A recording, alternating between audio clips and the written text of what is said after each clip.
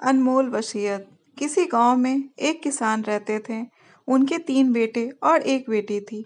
उनके 2 बेटे तो पढ़ने में बहुत अच्छे थे, बड़ा वाला और छोटा वाला। पर जो बीच वाला लड़का था वो पढ़ाई में कमजोर था और 1 नंबर का आलसी था। माँ बाप किसी भी काम के लिए कहते तो कोई ना कोई बहाना बना लेता था। इसलिए घर में सभी उससे परेशान रहते थे। देखते देखते दोनों भाइयों की पढ़ाई पूरी हुई और दोनों की अच्छी नौकरी लग गई। बड़ा वाला डॉक्टर बन गया और छोटा बेटा पुलिस डिपार्टमेंट में अच्छे पोस्ट पर चला गया। अब तो बीच वाला बेचारा और डांट सुनते रहता था, क्योंकि ना वो पढ़ा लिखा था और ना ही घर का कोई काम करता था। दोनों भाइयों के लिए अच्छे रिश्ते आने लग गए, बड़े वाले और छोटे वाले के लिए। कुछ दिन तक तो पिताजी टाल देते थे, यह बोलकर कि जब तक बीच वाले बेटे की शादी नहीं हो जाती तब तक छोटे बेटे की कैसे कर दूं मैं। पर जब बीच वाले के लिए कोई रिश्ता नहीं आया तब पिताजी हार कर बड़े वाले और छोटे वाले की शादी कर दिए, क्योंकि अब उनकी तबीयत भी ठीक नहीं रहती थी। वह चाहते थे मेरे सामने ही सारे बच्चों की शादी हो जाए। अब घर में शादी करने के लिए रह गए बीच वाला बेटा और लड़की। बहुत कोशिश करने के बाद भी बीच वाले लड़के से कोई भी अपनी लड़की की शादी करने के लिए तैयार नहीं हो रहा था। पर बेटी के लिए अच्छा रिश्ता मिल गया। उन्होंने बेटी की भी शादी करवाकर अपने घर भेज दिए। अब घर में रह गए थे माँ, पिताजी और वो बीच वाला अनपढ़ बेटा।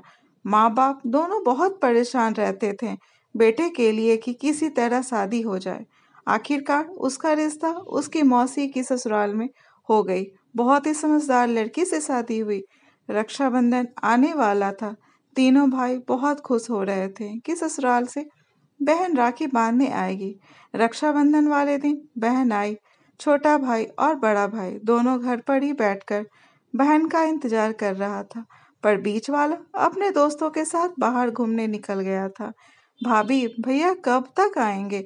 इन दोनों को तो मैंने राखी बांध दी और मेरी सास की तबीयत खराब है, इसलिए मैं जल्दी ही घर वापस जाऊंगी।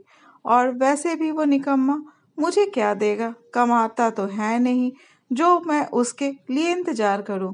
बहन अपनी भाभी से बोली। भाभी बेचारी रोते हुए वहां से चली गई। मेरी बहन आई थी क्या? आने के साथ ही बीच वाला भाई अपनी पत्नी से पूछा। हाँ जी, आई थी और चली भी गई। मुझे दुनिया भर के ताने सुनने पड़ते हैं आपकी वजह से, उसकी पत्नी बोली। भाई को भी बहुत ज्यादा दुख हुआ जानकर। बहन आई थी और चली गई। उस दिन से वो बीच वाला लड़का दिन रात मेहनत करने लगता है और दोस्त भी बुलाने आते थे तो उनसे साफ साफ बोल देता था। पहले मैं अकेला था, लेकिन अब पत्नी की भी जिम्मेदारी है तो मैं तुम्हारे साथ बाहर नहीं जा सकता। एक दिन पिताजी बीमार पड़े, बहुत इलाज करवाया गया।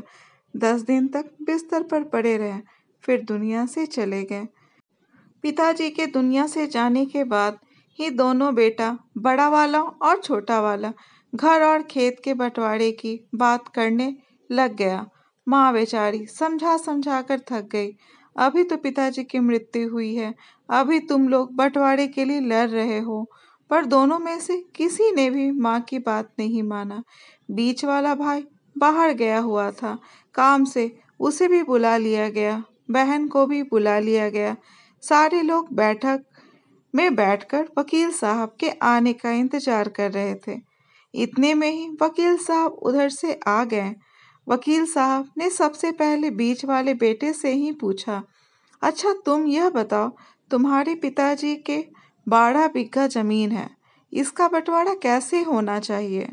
वकील साहब, मेरे दोनों भाइयों को 6-6 बीघा जमीन दे दिया जाए और ये जो घर है वो बहन को दे दीजिए। दोनों भाई चकित होकर बोलते हैं। और तू? बीच वाला माँ की ओर देख के मुस्कुरा के बोलता है, मेरे हिस्से में माँ है ना? अपनी पत्नी की तरफ देखकर मुस्कुराते हुए बोला, क्या मैंने गलत कहा?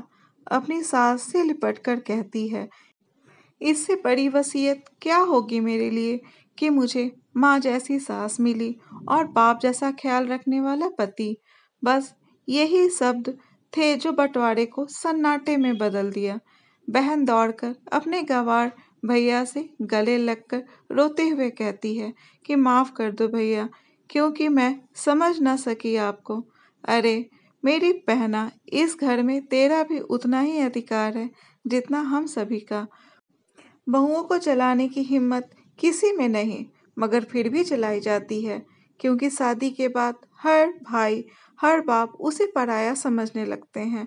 मगर मेरे लिए तुम सब बहुत अजीज हो, चाहे पास रहो या दूर।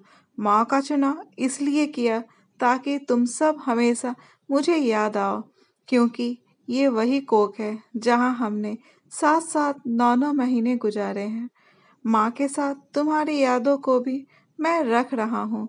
दोनों भाई दौड़कर मंझले से गले मिलकर रोते रोते कहते हैं, आज तू तो सचमुच बाबा लग रहा है। सबकी पलकों पे पानी ही पानी आ जाता है। सब एक साथ फिर से रहने लगते हैं।